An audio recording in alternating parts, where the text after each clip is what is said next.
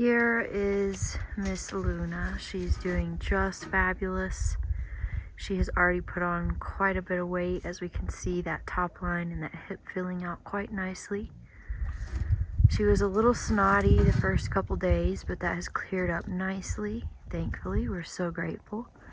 And even though she has these beautiful blue eyes, she appears to be able to see just perfectly, so we're super grateful for that as well.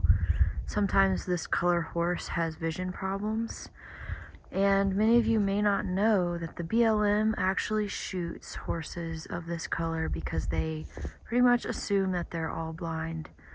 In fact, in one roundup, they shot about 15 horses this color, just assuming that they were blind. And that is just despicable behavior, because even if they are blind, blind horses are able to live long, happy, healthy lives just as well as horses with sight. So, more despicable action on the BLM's end. This beautiful girl is a reservation Mustang, so she wasn't rounded up by the BLM. Both her and Celeste came off of a reservation, most likely a really big reservation in Wyoming that has been rounding up. In 2023, they rounded up about 3,500 horses off of this one reservation, and none of those receive any federal protection whatsoever.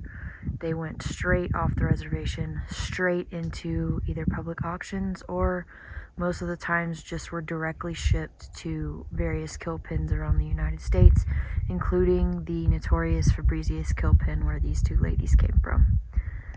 So let's get a look at Celeste over here.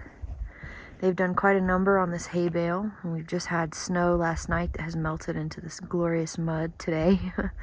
So you can see she's been laying down. In fact, both of them have, which is a great sign.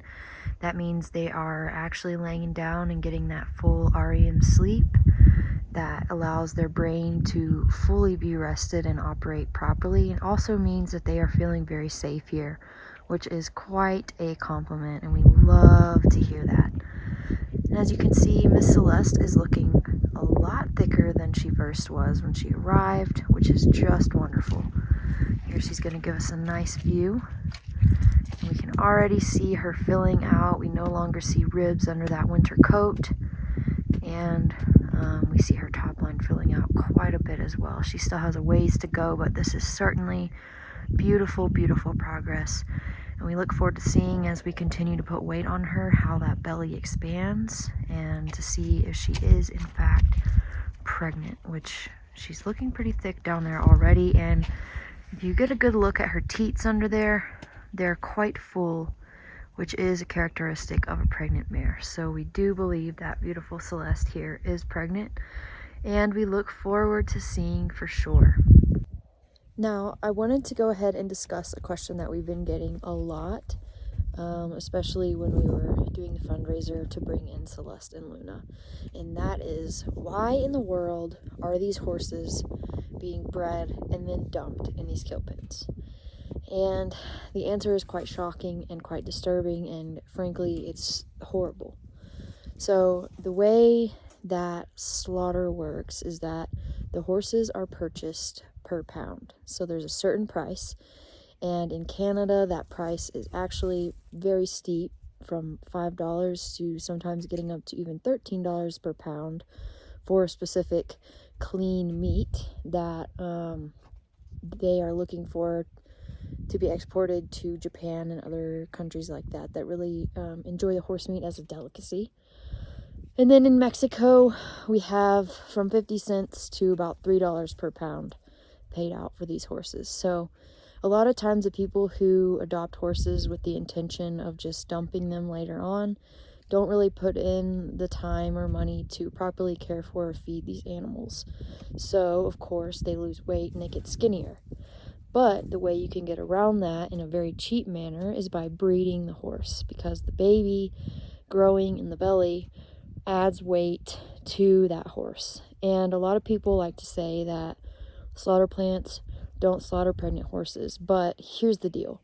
A lot of times they're underweight, you can't tell they're skinny, and let's be honest, the slaughter plants in Mexico especially are not checking and making sure mares are not pregnant before they actually go ahead and slaughter them.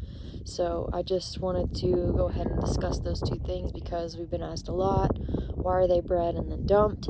And secondly, we're confronted with the fact that pregnant mares don't get slaughtered, but in fact that is just simply not true. I wish that it was, and I wish that everyone would abide by the laws and actually ensure that these horses are at least not pregnant before they slaughter them, but unfortunately that's not the world we live in. So this is a terrible reality that a lot of these, especially wild, unhandled horses face because there's no one looking out for them. So it's easy for a kill buyer to just load up a trailer with a ton of them and take them straight across the border with no one even batting an eye. So we're so glad that we have beautiful Miss Celeste and her unborn baby and Luna here, where they will never ever have to step foot in a kill pen or on a slaughter truck, and they will get to live out their days in peace and serenity. Thank you guys so much for making this possible for them. It would not be possible for us to do this work without you.